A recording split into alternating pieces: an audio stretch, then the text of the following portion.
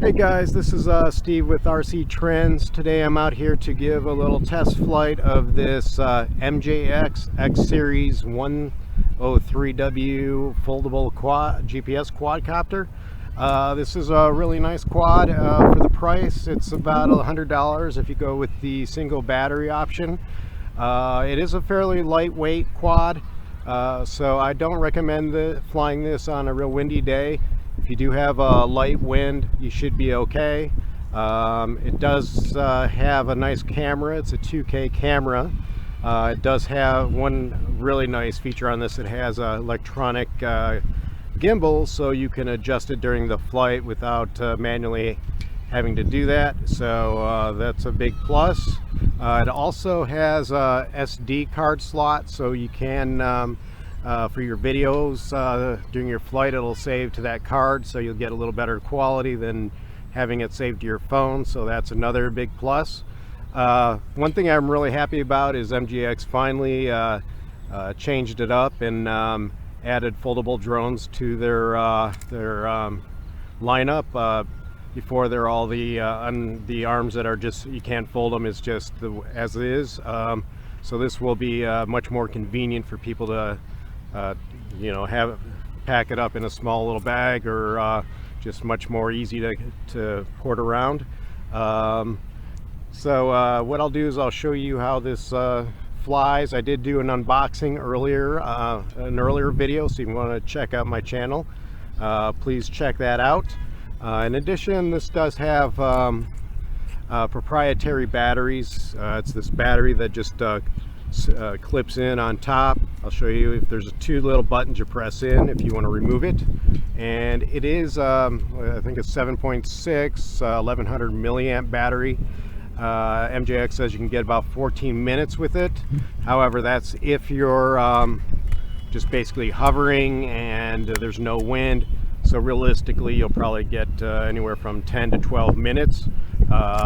If you're looking for a quad that can handle quite a bit of wind, I would suggest going with the Bugs 4W, since it is a brushless quad, and it does have some image stabilization, so if you're flying in a windy situation, it'll be less affected.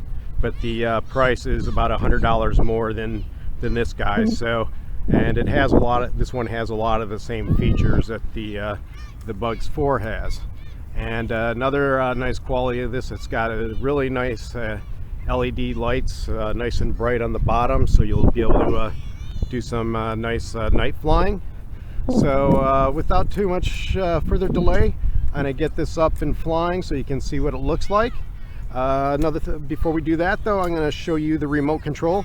Actually, let's unfold the arms first. Just so you know, what you need to do is extend the rear ones first. It's just the procedure, the way that it folds out, and you'll feel it lock in place when it is extended fully, so you'll know you have it out as soon as that locks in. And there you go. So it is not a real big quad, it's a decent size. So let me put that down, and then I'll get the remote control so you can see what that looks like. So this is the remote control. It is very nice. It has an LCD screen, so that'll give you all your stats as you're flying around, such as your GPS and your signal, and your height, your distance, all your battery power for your remote control and the quad. So that's really nice. And then it also has all the normal features, and here's the wheel to adjust your gimbal as you're flying around. So it does go all the way down to 90 degrees, so you'll be able to see, point it down and get a view of what you're flying over. It's got your return to home. It's got 2 speeds, on off for the light and auto land, and then your photo video button. You just long press it if you want the video feature. So this does take a little bit of a tricky binding and calibration. So unless you've seen this video or read the instructions pretty well, you might have a little difficulty getting this up and flying. So I'll run you through that in a moment. And another thing nice about this remote, it has the extending handles, so you can really get a nice grip on the remote control. These appear to be antennas, but they don't really, I don't think they have wires through it. It's just an internal antenna, and then it's got this phone clip. I've got Apple 10R, and it fits in there really well without, I got a really thick case, so I need to take that off anytime I use this clip. So keep that in mind. If you do have a thick case, you may have to remove it. And then you'll need to, in order to utilize all the different features of this guy, you'll definitely want to download the app. There's both one for Android and one for iOS. And then I think this one is called MJX GPS. So you need to download that. You should download that before you get out to the field. So without much further delay, let me show you the procedure to get this up and flying. So what you need to do is you need to hold down the lock button. That's this one in the lower left corner, and then turn on the power switch on the remote as you're holding that button down. And then from there, what you need to do is hold down the button on the quad on top of the battery. You need to hold that down for about 4 seconds in order for it to get into the calibration mode. If you let up too early, it will not go into that mode. And we got a double beep on the remote, which means we should be bound. And then we just have to do the usual routine for calibration with these type of quads, which is you have to rotate these horizontally first, about 3 times should do the trick, and then change to each of the lights to green, and then you have to do a vertical rotation for about 3 times as well. And there you go, you've got the red LEDs now in the front that are solid, and the green in the back. So that means we're ready for takeoff. Other than that, what we need to do, if you want to use the app, you have to attach get it connected to the Wi-Fi. So you go into your settings and then choose the correct Wi-Fi. It starts with drone, and this one says _ C80FFD. So I'm just going to select that, and it should connect in just a couple seconds or so. And then close that out, go to the app, open that up, and then yeah, we're connected. We've got you might not be able to see it, but we do have a view from the camera, so we know that's operating fine. And with the readouts currently on the remote, it says that we have the GPS is on. You can fly this without GPS. I recommend staying in GPS until you get used to flying it, and then you can fly it a little more sporty in the non-GPS mode. And then so there's a switch on the side here that turns on the GPS or turns it off. So keep that in mind. And it does start on the high mode. It's probably good today. There's a little bit of a light wind, so I want to make sure that we have enough, a good amount of power to get this thing flying properly. And I'm just checking the satellite status, and right now it's saying that we have 11 satellites, which should be sufficient. I think normally at the very minimum you should have 6 or 7, so we're definitely beyond that. So what you need to do now is just press the lock and unlock button to get this up in the air. So I'll do that now. And there you go, the motors are fired up. And I'm gonna just for this one take off using the automatic takeoff button. It's on the left corner there. There it goes, it's rising up for a few feet. So I'm gonna let it sit there for a few, see how stable this is. So right now we got 15 satellites locked in, and this seems pretty stable. Very little movement, so seems like it has a pretty good GPS lock. Let me just try to move it and see if it will go back into position. Yes, so looks like it's we're in good shape for flight. So I'm just going to take it up, fly it around, and see how it does in flying mode. And then in addition to that, I'm just going to try to turn on the camera, so maybe at the end of my video I'll try to post some video of so you can get an idea what the camera looks like. So I'll hit that, long press, and a little camera is flashing on the remote, so it should be recording. So here we go. I'm going to take it up a ways. Sends pretty good, pretty quick. And since we are in this in the higher rate, it does have pretty good pep to it. Very nice. Like I said, it's a little bit windy, so a little chop, so the video is probably not going to be real stable today. But if you do have a light wind with that, it does have a stabilization sensor in the bottom of the quad, so that should help keep it fairly stable. And so let's fly it around a little bit more. There we go. Take it out a little ways.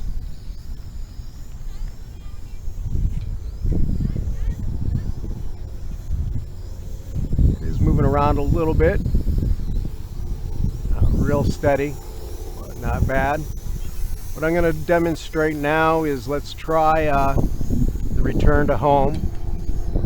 So I'll taking it out a little ways. I'm going to press the return to home on the remote control. Let's see how close it comes, see how well it does as far as accuracy. It definitely is coming back now. Coming back pretty quickly. And right now we're about pretty close to where we took off. I don't have my landing pad today, so I won't have an exact marker of where it took off from, but seems to be doing pretty well. It's coming down slowly though. It's pretty slow descent. So let's just give it a minute and see how that handles.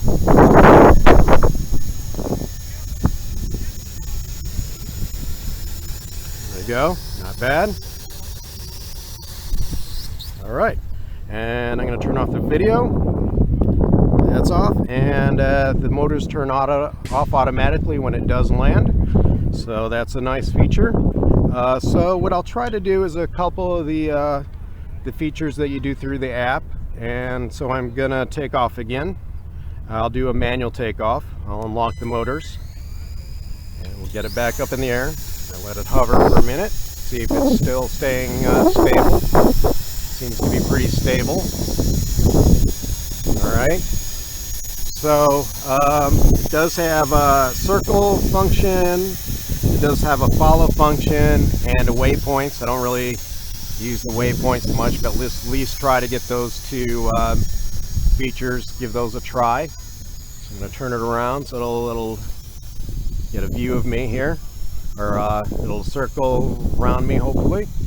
So what you need to do to get that active is not too far away, and then you hit the little icon for circle, and then it comes up with the question, point of interest. You press yes, and it's loading, it says. So let's see if this thing will circle around here, and it is. I don't know if it seems a little low, but it still is doing a good job of circling, so that's nice. Very cool. So I'm going to hit the icon again. I think it'll just keep on going around if you just let it go. So we don't need to do that anymore. And then let me try the follow me. Same procedure. You just press the little icon that shows the guy being followed by the drone. So let me do that. Press OK. The aircraft should remain 15 to 16 feet. Let me see. I don't know if it's activated yet. Yeah, I don't think so. I might have to try that again. Hold on a second, guys. Press it. Follow me. 5 to 16 feet away. 5 feet or so away. Let's see. Actually, no, it's not tracking me yet. Let me bring it down a little ways. I don't know if that'll make a difference, but let me get it a little closer so it gets me in view. It doesn't have one of those lock things where you have a square that outlines. You can choose it to outline yourself. So let me try to select that again. See if that'll help.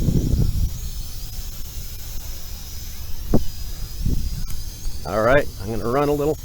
It really descended. I don't know why it's descending. Let me try to. I'm going to turn that off because I don't think it's tracking me. It is. I don't know why I've tried it before and it has worked pretty well. So I'm going to try it again. See if we can get this thing to work. All right, I'm going to run. Yep.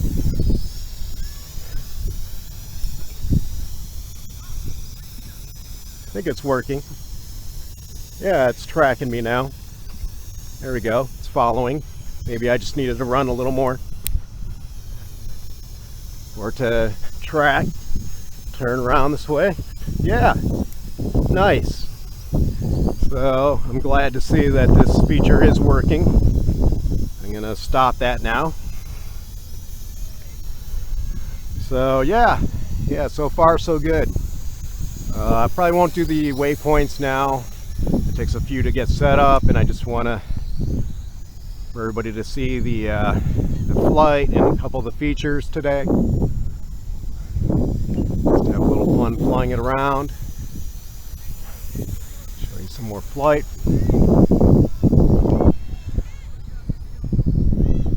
Yeah, it's pretty agile, especially since it's performing well. There's not a lot of wind, like I was saying, so today is a pretty good day to fly. I'm staying in this side of the field. There's a lot of people out here getting ready to play some baseball, so I don't want to interfere or be over the top of them. That way, yeah, this baby flies pretty good. And still haven't received a low voltage warning. So it seems to have a pretty good, decent flight time on one battery. Be able to do a couple of those features and still have some battery power left.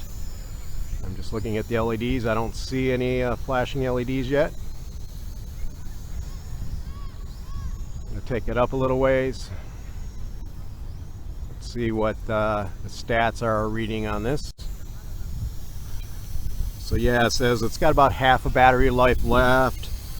It's got 17 satellites, and yeah, just a nice fun quadcopter to fly around the park like I am here. And it's supposed to have pretty good range. I think they're advertising it around 800 meters, so that's pretty impressive for, you know, an inexpensive GPS quad like this. Definitely can't test that kind of range out at this park, but I don't see any connectivity issues currently, so that's a good sign. Take it up even further. Let's see. So my status report says I'm about 15 meters high, or 15 meters high. A little ways out. Dog flying, or a dog hanging out down here, so I don't want to scare him. So I'm going to bring it back around here, and I'm just going to try the return to home one more time. Make sure that's see if we get back to the starting point again before we end this flight. I'm going to send it out a little ways first. And up. Flying up there. Okay, so I'm going to hit the return to home. See how we do here. And if you run out of battery or getting really close to ending the battery, it will return by itself without your prompt.